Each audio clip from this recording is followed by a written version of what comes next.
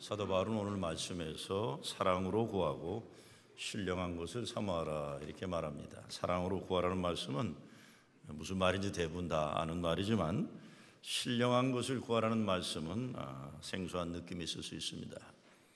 영어로 이 말씀을 earnestly seek the spiritual gifts라고 되어 있습니다. 그러니까 하나님이 주시는 영적인 선물이다, 영적인 은사다 이렇게 말합니다. 오늘 성경에서도 영적인 은사를 하나님이 주신 목적이 교회의 덕을 세우기 위해 주시는 것임을 분명히 말씀하고 있습니다. 그러니까 은사 받았다, 영적으로 월등하다 하면서 교회의 덕을 깨는 거는 이게 잘못 받은 겁니다. 그러니까 선한 성령의 역사가 아닐 수도 있으니까 조심해야 되는 겁니다. 교회의 덕을 잘 세워야 교회가 잘 됩니다. 왜 교회가 잘 되어야 합니까? 예수 그리스도가 세상의 소망이시기 때문에 교회가 잘 되어야 세상에 참된 소망이 있기 때문에 그렇습니다. 교회가 잘 된다는 것은 예수 복음이 흥왕해서 잃은 영혼들이 구원받고 예수가 그리스도이심이 천하만방에 확장되는 것입니다. 이것을 부흥이라고 말합니다. 부흥이라는 것 그냥 교인 숫자만 많아지는 것이 절대 아닙니다. 부흥이라는 것은 음부의 권세가 물러나고 하나님의 역사가 일어나는 것입니다. 이게 하나님의 사랑, 하나님의 은혜의 역사가 이 세상 가운데 일어나는 겁니다. 그래서 모든 부흥의 역사를 보면 개인과 사회 가운데 회개와 도덕성의 회복이 일어납니다. 미국의 경제 대공황이 시작된 1920년도 후반에서 1940년도 가운데 프로히비션이 일어나는 시대가 있었습니다. 경제 대공황의 어려움 가운데 가정이 망가지는 거예요. 먹고 살기 어려워지니까. 그리고 사회 악이 늘어나는데 그 중심에 주로 남자들이 술 마시는 게 큰 문제라고 판단해서 법으로 술 제조를 억제한 일이 있었습니다. 근데 그때 연방정부가 나서서 경찰이 나서기보다 오히려 교회들이 앞장서서 야매 술 공장과 술 유통업체를 찾아다니면서 술통들을 때려부시고 그랬습니다. 교회에서. 그런 술 판매 금지 운동에 앞장선 것이 우리 감리교였습니다. 남자들이 경기가 어려워지니 술 마시게 되고 술을 마시면 집에 와서 부인이나 아이들에게 행패 부리고 그러니까 모든 사회의 악의 중심에 술이 있다. 그래서 옛날 알카폰 깽단 영화 같은 옛날 깽 영화를 보게 되면 예수 믿는 사람들 막 북치고 나팔 불고 막 나타나는 거 보실 때 있을 거예요. 그러고는 여성교연들이, 특별히 감리교 여성교연들이 도끼 들고 다니면서 술통을 깨부셨어요. 주로 감리교 여자들이 그랬습니다. 여자 투표권 운동도 하고 그랬지만 술통 깨부시기 운동이 감리교 여성교회가 했던 중요한 일 중에 하나입니다. 기독교 운동의 바닥에는 윤리도덕 운동의 성향이 가장 항상 강하게 자리 잡고 있었습니다. 그래야 가정이 살고 나라가 살 수 있었기 때문입니다. 동시에 사회 소외계층들의 권익과 인권이 회복되는 운동이 일어나게 되었습니다. 요한 웨슬레로 시작된 감리교 부흥운동은 영국에서 잃은 영혼들이 구원받고 더불어서 가난한 사람들에게 먹을 것과 입을 것 주고 고아들을 돌보고 죄짓고 살던 사람들이 자립게 인생하는 변화를 가져왔습니다. 그래서 웨슬레는 개인 구원과 사회 구원을 모두 중요하게 여겨서 가정과 교회와 민족의 개혁이 감리교 운동의 중심이라고 했어요. 개혁돼야 된다. 어느 나라나 감리교 운동이 일어난 것은 교회가 세워지고 교회 부흥의 운동으로 열매로 여성들과 사회된 계층의 사람들이 인권이 신장되고 교육과 권익사업이 일어났습니다. 내년이면 3.1운동 100주년이 됩니다. 그래서 제가 올해에는 어떻게 우리 교단의 러시아나 미국이나 한국의 지도자들이 38선 거기를 한번 이렇게 걸어 다녀서 분단의 아픔을 한번 생각해 보고 100주년 될 때는 한라산에서 백두산까지 좀 대대적으로 남과 북이 하나 되는 그런 운동을 어떻게 시작할까 지난 10월에 한국 가서 그런 걸 의논하고 왔습니다. 이제 3.1운동이 내년이면 100년이 됩니다. 제가 왜 말씀드리냐, 3.1운동의 주축은 교회였어요. 개신교였어요. 개신교. 그것도 감리교와 장로교가 거의 동수로 중심이 됐던 겁니다. 제가 3.1운동을 거론하는 것은 1919년 3.1운동 이전에 1907년도 평양 장대현교에서 시작된 대부흥운동이 있었다는 거예요. 그리고 4년 전엔 1903년도 원산 대회계운동이 있었다는 걸 말씀드리고 싶어 그런 겁니다. 평양 부흥운동은 장로교 중심이고 원산 회계운동은 감리교 중심이었어요. 그래서 저는 1903년 원산 회계운동의 불이 1907년 평양 대부흥운동으로 이어졌고, 그런 기독교 성령의 불이 1919년 3.1운동 절대 다수가 감리교 장로교 운동의 중심에 일어날 수 있었다고 봅니다. 3.1운동 지도자 33명 가운데 천도교가 15명, 기독교가 16명, 감리교 장로교가 똑같았고 불교가 2명이었어요.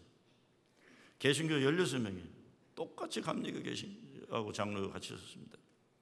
물론 3.1운동이 시작된 후 변절된 사람들도 있고 그래요. 그렇지만 기본적으로 개신교가 독립운동의 중심에 있었던 건 분명한 것입니다. 일정 시대에 일어난 평양 부흥운동을 비판적으로 평가하는 가운데 내세에 가는 천국의 소망을 강조함으로 통해서 민족의 독립운동의 에너지를 감소시켰다, 이런 비판하는 사람들도 있습니다. 가능한 비판입니다. 그런데 그 믿음의 능력을 잘 몰라서 하는 일방적인 평가라고 저는 생각합니다. 전체적으로 보면 독립운동의 중심에 자리 잡고 있었던 동력은 기독교가 자리 잡고 중심을 제공한 거예요. 사회 변혁의 좀 진보주의자들 가운데 많은 경우 너무 엘리트적이고 앞에 나선 지도자 중심으로 판단하는 경향이 있어요. 그런 어느 역사 해석도 저는 그거는 역사적 해석의 한계가 있다고 생각합니다. 눈에 보이는 가시적인 걸 자꾸 보려고 해요. 나라 잃어버리고 미래가 보이지 않는 절망 가운데 살던 조선 백성들에게 이거는 6.25 끝나고도 마찬가지예요. 거룩한 백성으로서의 하늘의 소망을 붙잡게 한 것은 기독교입니다. 복음의 영향이에요. 그것만이 아니라 예수 믿는 사람들이 많아지면서 윤리 도덕적으로 깨끗한 세상, 사람들이 사람을 차별하지 않는 평등사회를 만들어가는 역사가 일어난 것입니다. 독립운동의 주역들이 모두 기독교인들이었어요. 김구, 이승만도, 안창호, 무력투쟁에 앞장섰던 박용만, 다 교회에서 나온 사람들이에요. 일제치하 서울에 있던 상동감리교회에서 앱포스 청년의 멤버였던 백범 김구 선생님이 평양 대부흥운동이 나타난 이후에 조선 크리스천들의 변화를 목격하면서 이런 말을 했었습니다. 경찰서 10개를 세우는 것보다 교회 하나를 세우는 것이 우리 민족에게 더 유익하다 그랬어요.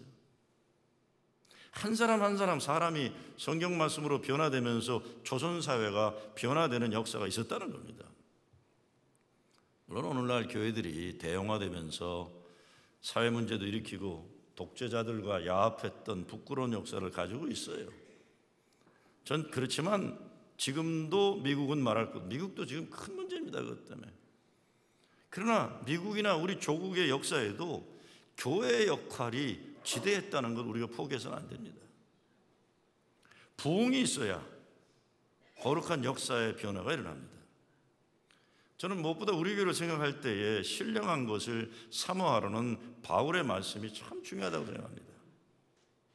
신령한 것을 사모하게 되면 헛되고 부질없는 것에 집착하지 않게 되는 거예요. 세상적인 자랑에 빠지지 않게 되고요. 신령한 것을 사모하게 되니까요. 사람이 달라지는데 거룩한 생각, 거룩한 마음, 거룩한 목적을 가지게 되는 것입니다. 이런 것이 없으면 진짜 돛대기 시작되는 거예요. 교회도요. 사람들의 생각과 사람 돛대를 기재게 하고 사람의 그냥 못된 것들이 맥시마이즈 되는 거예요. 극대화되면 이게 교회가 아니 되는 거죠. 그렇게 되면 신령한 것을 사모해야만 우리의 생각과 마음과 뜻이, 목적이 거룩한 것이 될 수 있는 거예요. 신령하다는 게 뭐 괜히 신비한 척하면서 밥도 안 먹는 것 같이 이렇게 폼 잡는 거, 연속극 보면 큰일 나는 것처럼 이런 금욕주의자가 아니에요. 그런 거예요. 그런 게 아닙니다. 우리 기독교에서 신령하다는 건 말씀이 육신이 되신 땅바닥에 내려와서 육신의 것들을 거룩하게 만들어가는 것, 이게 기독교예요. 사람이 살아가는 세계를 보통 육과 혼과 영의 3차원의 세계로 말하지만 4차원의 세계로 나눌 수 있어요. 1차원은 점과 점이 연결되는 줄의 세계라면 2차원은 점들이 연결된 평면의 세계고 3차원은 입체의 세계고 4차원이라면 입체가 가지는 시간과 공간의 한계를 넘어서는 무한한 세계, 시공을 초월하는 영적인 세계가 있는 거예요. 근데 왜 신령한 것을 사모해야 하는지 중요한 것은 기본적으로 낮은 차원의 것들은 높은 차원의 것에 영향을 받기 때문에 그렇습니다. 육은 혼의 지배하에 있고 혼은 영의 지배하에 있고, 그렇기 때문에 육과 혼과 영의 창조자이시며 주인 되시는 하나님의 다스림에 들어가야 됩니다. 그래야 우리의 육과 혼과 영이 하나님 거룩한 뜻과 축복 가운데 존재하는 겁니다. 천지창조 시작에도 보면 창세기 1장에서 땅이 혼돈되고 공허하며 흑암이 깊음 위에 있고 하나님의 신은 수면 위에 운행하시니라. 하나님이 가라사대 빛이 있으라 하시매 빛이 있었고라고 했어요. 무슨 말입니까? 우리가 살아가는 세상의 현실 가운데 혼돈과 공허와 흑암이 가득 차 있어도 괜찮다는 거예요. 왜? 이 모든 것을 다스리시고 지배하시는 하나님이 말씀하시면 혼돈이 질서로 바뀌고 공허가 거룩한 의미로 바뀌고 어두움이 빛으로 바뀐다는 것입니다. 부흥의 역사가 다른 것 아닙니다. 교회가 신령한 것을 사모함으로 하나님 나라 차원에 속하게 된다는 겁니다. 그래서 우리 교회 모든 일들이 하나님 나라 주권의 지배를 받아야 됩니다. 여기에 부흥의 역사가 일어날 거예요. 그래서 첫째, 신령한 것을 사모하는 사람은 무엇보다 언어 생활이 신령한 은사를 받아야 됩니다. 성경에 보면은 죽고 사는 권세가 혀에 있다는 말씀이 있어요. 사람의 말이 자기도 살고 남도 살기도 하고 자기도 죽고 남도 죽게도 한다는 것입니다. 믿음으로 사는 사람은 말을 잘해야 됩니다. 성공하는 사람들은 성공하는 언어가 있고 실패하는 사람은 언어 생활에 실패하는 언어를 사용하는 문화가 형성되어 있습니다. 축복에 사는 사람들의 말은 말에서부터 축복이 프로그래밍 되어 있어요. 그래서 축복에 사는 삶이 자기의 문화가 습관이 되는 거예요. 그게 삶의 현실이 되는 거죠. 부정적으로 살기로 작정한 사람은 말의 뿌리가 부정적이에요. 생각해 보세요. 오늘 사도 바울이 말씀하는데 그 입에서 나오는 말로 덕을 세우며 권면하며 안위하는 말을 하는 사람을 하나님이 축복하시기를 기뻐하시는 것입니다. 축복받는 인생 살려면 말부터 성경 말씀으로 바뀌어야 됩니다. 하나님의 말씀은 살아있는 말씀이에요. 그래서 디모데후서 3장에 바울이 모든 성경은 하나님의 감동으로 된 것으로 교훈과 책망과 바르게 함과 의로 교육하게 유익하니 이는 하나님의 사람으로 온전케 하며 모든 선한 일을 행하게 온전케 하며 아니라. 그러니까 하나님의 말씀으로 내 언어 생활을 바꾸어야 하나님의 사람으로 온전케 될 수 있다는 것입니다. 깨어지는 역사가 있어야 돼요. 교회 아무리 오래 다닌다고 하지만 자기 거, 자기 고집, 자기 생각 고수하느라고 이거 깨어져야죠. 말씀으로 깨어져야 되는데 말씀의 능력으로 깨어지지 않으니까 본인도 힘들고 교회도 힘들고 가정도 다 힘들어지는 거예요. 그래서 예언의 은사라고 그랬어요. 방언의 은사가 아니에요. 방언의 은사는 자기의 덕을 세우는 거예요. 이게 어떤 때 보면 교회에서도 자기 영적 체험 있는 사람들 자기 것으로 너무 이 껍데기가 커요. 이걸 깨고 예언의 은사를 받으라는 건 대화할 수 있어야 되고 교회 덕을 세워야 되는 거예요. 내가 영의 체험이 있다고 그러면서 교회 덕을 못 세우는 건 오늘 바울이 얘기한 것처럼 방언의 은사 가운데 개인의 덕이 사회의 덕으로 교회의 덕으로 승화되지 못해서 그런 겁니다. 그러면 결국 성령의 역사가 아니 될 수도 있는 거예요. 성령의 은사 가운데 특별히 예언을 하려고 하라. 목적이 그겁니다. 예언의 은사를 받아서 사람을 살리는 말을 하고 축복의 말, 희망의 말, 감사의 말, 칭찬의 말, 기쁨 충만의 말, 아름다운 말, 은혜의 말을 해야 하는 겁니다. 예수가 그리스도심을 고백하는 자들에게 음부의 권세를 물리치는 권세를 주신다고 예수님이 약속하셨습니다. 고백은 무엇보다 말로 드리는 선언이에요. 세상에서 나의 영원하신 주인은 오직 예수님 한 분이시다 선언하는 거죠. 그러니까 나는 그 세상 어느 것도 두려워하지 않고 오직 하나님 한 분만 두려워한다. 세상에 외치고 선포하는 것. 신약을 보면 예수 그리스도 이름으로 선포함으로 일어나는 기적들로 가득한 겁니다. 성경을 많이 읽고 묵상하고 되새김질해서 성경 말씀이 내 언어 생활에 저수지가 되어야 돼요. 그리고 그 말씀을 믿어야 하는 거죠. 그래서 말에는 각인력과 추진력과 견인력이 있다는 말씀을 자주 들은 거예요. 할 수 없다라는 것 말하지 말고 할 수 있다는 말을 하면 그 말이 머리에 새겨지고 추진하고 이루어지게 되는 겁니다. 예수님이 뭐라 하시나요? 할 수 있거든이 무슨 말이냐? 믿는 자에게는 능치 못할 일이 없느니라. 그래서 말로 환경을 이겨야 됩니다.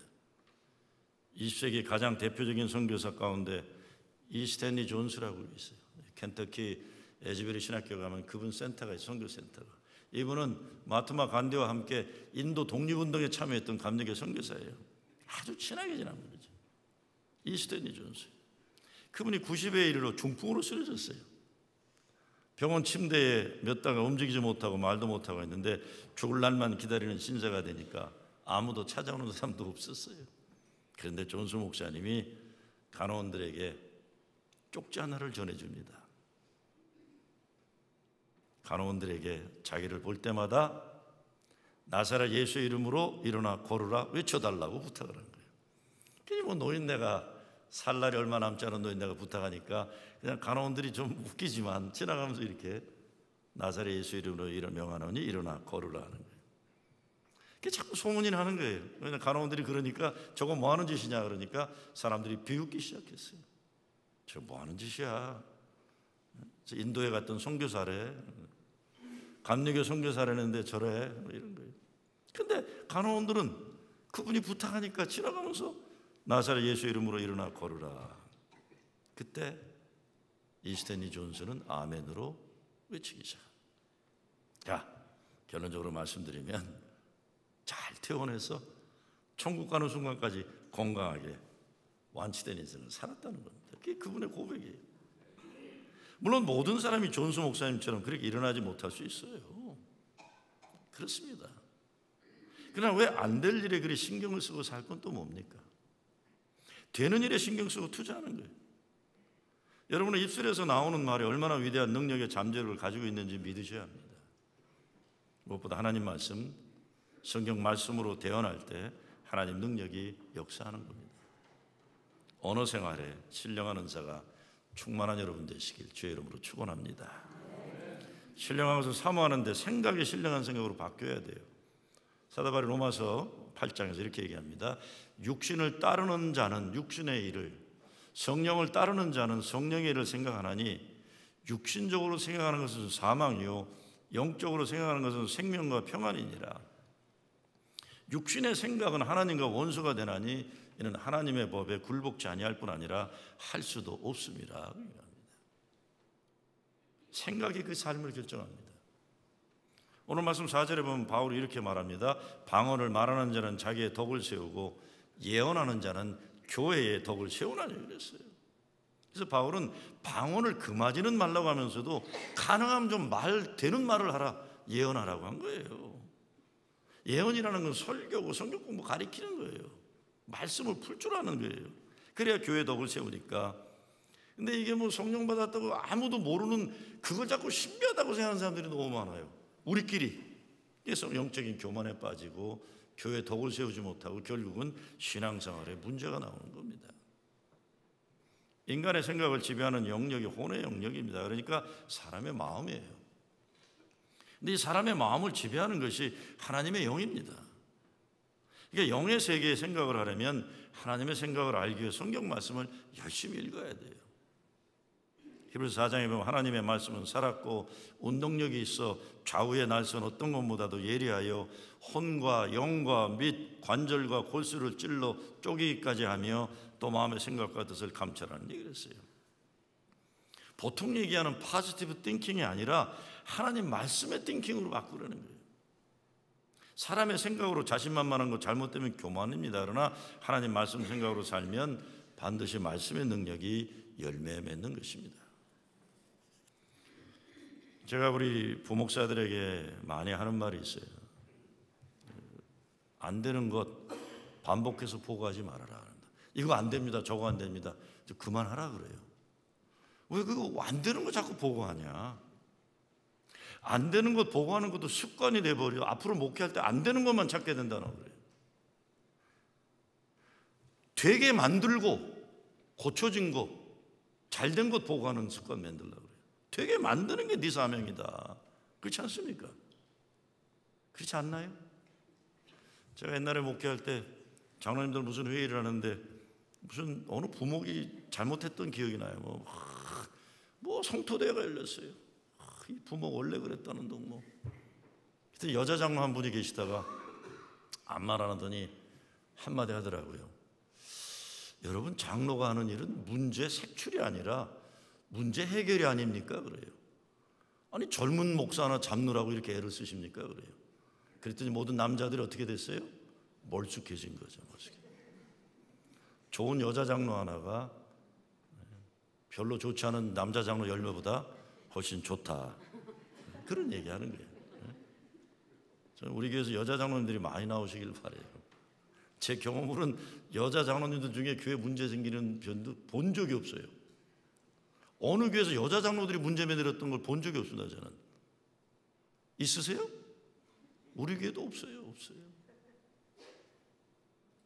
안 되는 거 보고하지 말고 되게 만든 다음에 보고하는 습관을 만들어라 하는 거예요. 그렇죠? 인생 안 되는 경험을 많이 하는 분들 생각을 먼저 바꿔야 돼요. 생각이 바꿔야 그 인생의 열매도 바뀌는 것입니다. 부부 생활도 그렇고 교회 생활도 그래요. 내 생각이 바꿔야지 자꾸 다른 사람 불평하고 환경 탓하는 인생 살아가지고는 이거 어려워요. 어느 부부가 이혼을 했어요. 할 이유가 있었겠죠. 남자와 여자가 성격도 안 맞고 취미도 다르고 맞지 않은 거예요. 갈라졌어요.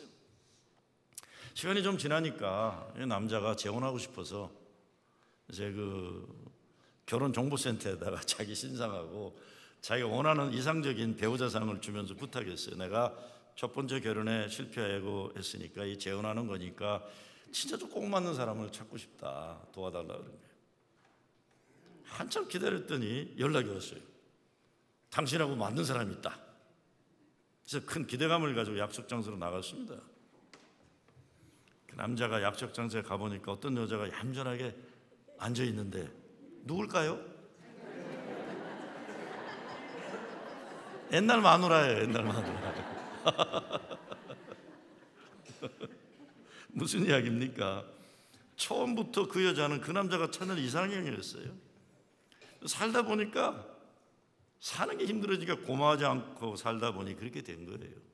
그렇잖아요. 결혼할 땐 좋지만 애 낳고 그래 봐세요. 경기가 어려워져 봐요. 거기다가 시어머니 시아버지 개입하고 친정 엄마 왔다 갔다 그러면 정신 하나도 없어지는 거예요. 근데 원래 그 여자는 그 남자 거였어요. 생각이 바뀌어야 돼요. 교회에서 사람을 생각하는 살리는 생각, 교회를 세우는 생각해야 돼요. 가정에서 사랑의 생각, 고마움의 생각, 은혜의 생각, 희망의 생각, 믿음의 생각을 가져야 가정이 사는 겁니다. 저는 기본적으로 목회에 대해 성선설을 믿어요. 제가 목회하면서 좋은 교인들, 특별히 장로님들을 많이 만났기 때문에 경험적으로 그렇지만 예수 믿는 사람들은 기본적으로 좋은 사람들이기 때문에 믿어야 된다고 생각해서 그래요. 그리고 교회는 하나님 알아서 부흥시켜 주신다고 했기 때문에 잘 되어도 교만할 거 없고 못 되어도 조급할 필요도 없어요. 사도 바울이 그러잖아요. 우리가 알거니와 하나님을 사랑하는 자 곧 그 뜻대로 부르심을 입은 자들에게는 모든 것이 합력하여 선을 이루느니라. 생각을 크게 가져야 돼요. 특별히 우리 교회 올해는 맨하탄의 청년선교회 장을 넓히도록 좋은 건물을 하나님이 허락하셨어요. 이민 일버지 프로진 교회가 차세대의 미래를 열어갈 맨하탄의 목회와 선교센터를 마련하게 된 겁니다. 거듭 말씀드리지만 이거 부동산의 재산이 되었다는 뜻보다 하나님 나라 확장을 위한 기회와 사명이 주어진 겁니다. 이를 위해 우리 교회 선교의 비전이 더 깊고 높고 넓어져야 됩니다. 누가 그러더군요. 깊은 바닷속에 살고 있으면서도 자기 동네 또랑에 살고 있는 것처럼 생각하는 사람들이 너무 많다는 거예요.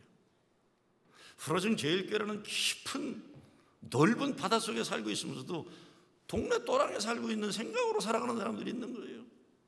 그런 사람들이 교회를 또랑으로 만드는 겁니다. 또랑으로 고집하는, 우리는 또랑이다, 또랑이어야 한다 이러고 고집하는 거예요. 자꾸요. 바다인데. 새해 우리가 부정적인 체질을 성경 말씀 체질로 바꿀 수 있기를 빕니다. 부정적인 환경에 지배받지 말고 환경을 초월하고 지배하기를 빌어요. 긍정적이고 창조적인 믿음의 생각을 가지고 사는 거예요. 우리는 예수 십자가의 증인들입니다. 그러니까 십자가의 능력을 믿어야 하는 거예요. 영원히 죽을 자들을 영원히 살게 하시는 십자가의 능력을 믿는 믿음으로 환경과 현실의 한계를 초월하는 겁니다. 이것이 믿음의 승리예요. 마지막 신령한 것을 사모한다는 것은 우리 사람들의 생각과 지식과 한계를 넘어서는 그것을 구하는 겁니다. 이것이 비전입니다. 하나님의 꿈이죠. 미국에 이민와 살면서 하나님의 꿈, 거룩한 꿈이 없으면 우리처럼 불행한 사람들이 어디 있어요? 불쌍한 사람들이죠. 원대한 미국이라는 나라에 살고 있으면서 맨날 동네 옛날 어릴 때 그런 동네 같은 마음을 가지고 산다면 불쌍한 사람들이에요. 가브리엘 파커라는 신학자가 교회는 성령 강림으로 비전의 공동체가 되었다라고 말합니다. 어떤 비전입니까? 하나님이 역사의 주인이시라는 믿음에서 나오는 비전이에요. 하나님이 아직도 살아계셔서 사람을 살리시고 구원하신다는 믿음 때문에 장차 일어날 새 역사를 소망하는 비전입니다. 90년대 연합감리교 교세 감소의 어려움이 시작할 때 어려운 환경 조건에서도 교회 부흥을 일으켰던 포트 러더데일의 그리스도 연합감리교 당시 딕 윌스 목사가 이런 말을 했습니다.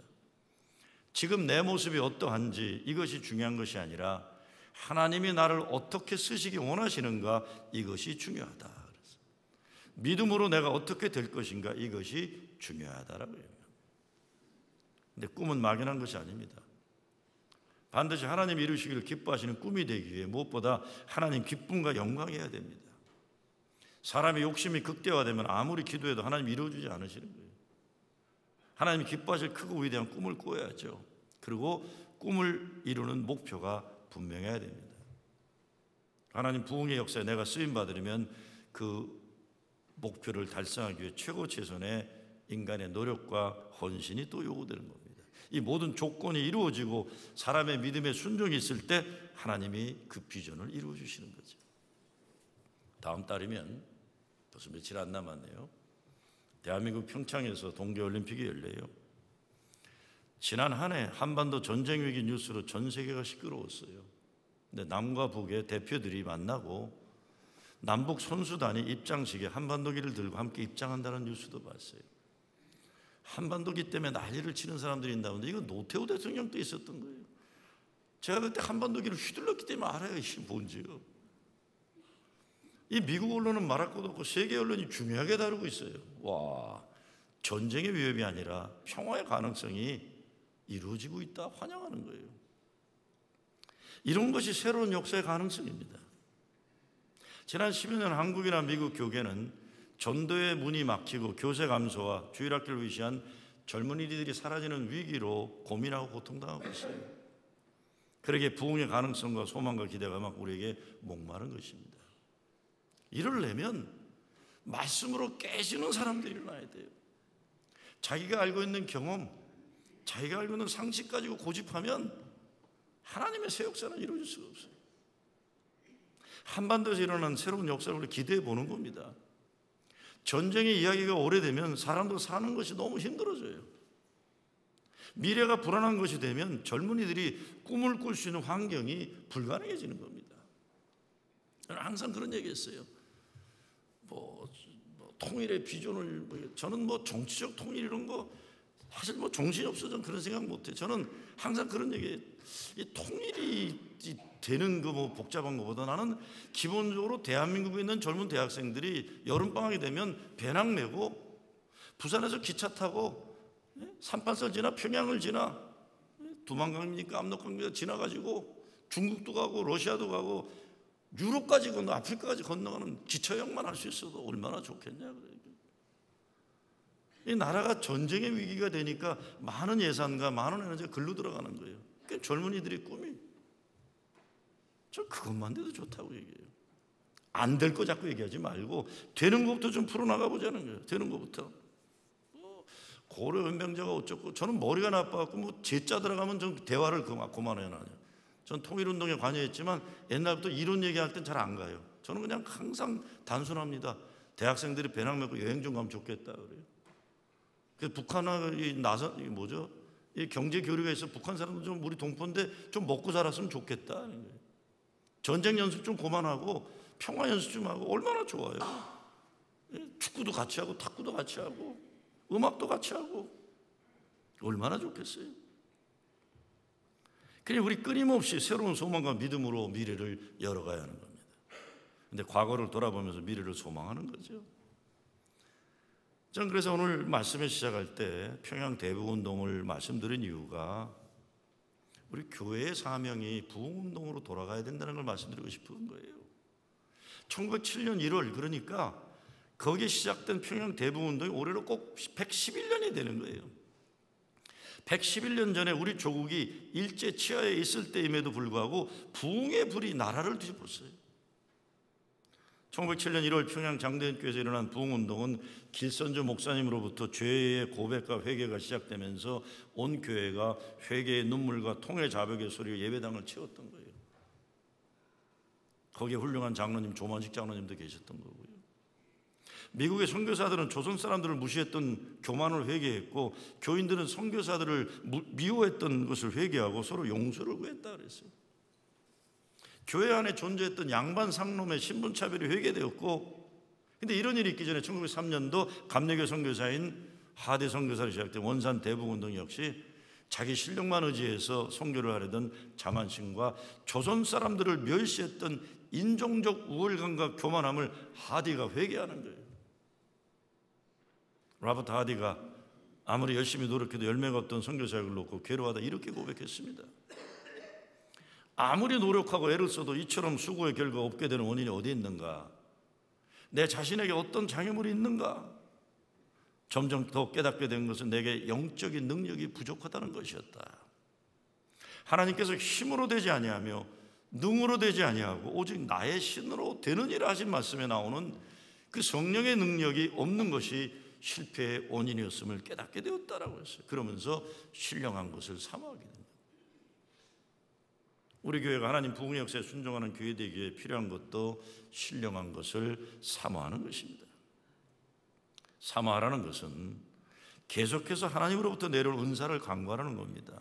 또한 새롭게 하나님 은혜에 열려있는 교회 되는 거예요. 사람들이 자기 경험과 지식의 좁은 울타리 가운데 하나님의 역사를 가두어 놓으려고 하면은 안 되는 겁니다. 새 신세대가 앞서갈 수밖에 없습니다. 뭐 여러분이 보실 때 제가 아주 싱싱한 젊은 사람 좀 보일지 모르겠지만 저는 웬만해서 요즘은 앞에 나서는 거 안 합니다. 웬만해서 안 해요. 왜? 저보다 50대가 40대가 더 생각이 밝고 더 실력이 있어요. 더 실력이 있어요. 제가 얼마 전에 장로교 아니라 타교단 목사인데 책 썼다고 보내와서 추천서 쓰라는데 막말로 네가 뭐에 썼겠냐고 우습게 얘기했는데 읽어보고 놀래버렸어요. 아니 이게 어린 목사가 이렇게 깊이가 있을까? 그래서 이 40대 무시하면 안 되겠구나. 생각이 깊고 공부도 많이 했고 영적인 깊이도 있고요. 그냥 추천서나 써야지 이제 뭐 내가 뭘 하겠어요. 내 이름 필요하다면 넣어주는 거죠. 열려 있어야 돼요. 새로운 역사를 위해서.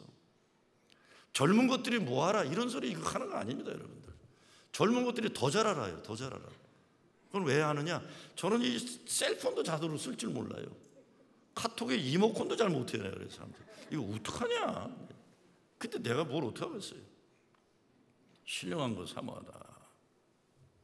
우리에게 신령한 사모하는 부흥의 사람들이 일어나기를 빕니다. 부흥의 불씨가 되어 불을 일으키는 거예요. 부흥의 바닥에는 회개가 있고 변화가 있었어요. 먼저 성경 공부에 열심히 일어나고 기도하는 역사가 일어나면서 성령의 역사하심이 전도와 선교의 열정을 뜨겁게 하는 겁니다. 오는 주말에 말씀 집회를 통해 시작하는 큐티 500 비전이 이것이에요. 말씀과 기도로 참된 성도의 교제를 이루어가는 말씀 나누는 모임들이 확장돼야 됩니다. 이것이 중심이 돼야 돼요. 교회는요. 18세기 영국에서 일어난 웨슬리의 얼더스키의 성령 체험은 감리교 신앙운동을 일으켰고 이로 인해 산업혁명 이후 타락되어 버린 영국 사회를 변화시켜서 당시에 유럽을 휩쓸었던 공산주의 혁명과 영국은 갈등의 관계를 피할 수가 있었어요. 왜?